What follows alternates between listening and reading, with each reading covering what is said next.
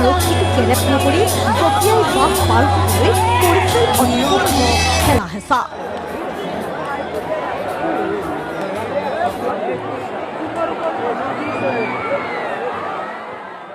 খং উঠিল আৰক্ষীৰ, ঘূৰাই দিলে লাঠি।